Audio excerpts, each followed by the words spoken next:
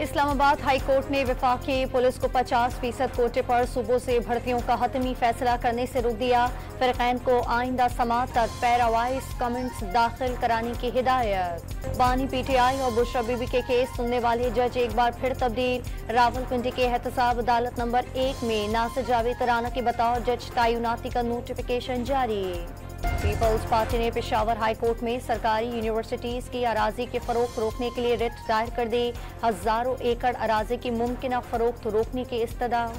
हुकूमत का महंगाई के सताए अवाम को रिलीफ देने पर गौर। वज़ीर-ए-आज़म ने बिजली के मामले पर सियासत अवामी मैंडेट की तौहीन करार दे दी। बिजली बिलों में इजाफे के खिलाफ रावलपिंडी में जमात इस्लामी का 90 रोज भी धरना। कराची में भी आज धरना देने का ऐलान। खैबर पख्तूनख्वा हुकूमत का 5 अगस्त को यौम इस्तेहकाम कश्मीर मनाने का फैसला।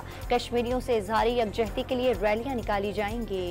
5 अगस्त को अवाम कश्मीरी भाइयों से भरपूर यकजहती का इजहार करे। मिशाल मलिक का पैगाम। हुर्रियत रहनुमा यासीन मलिक को फांसी दिए जाने के खदशे का भी इजहार। वज़ीर-ए-आला पंजाब मरियम नवाज से secretary emergency services doctor Rizwan Naseer की मुलाकात। एयर एम्बुलेंस प्रोजेक्ट और मोटरवे रेस्क्यू सर्विसेज के आगाज पर गौर। लाहौर में Khalilur Rahman Qamar honey trap case की समाअत। ड्रामा निगार की वकील मुकर्रर करने की इस्तदा पर समाअत 6 अगस्त तक मुलतवी।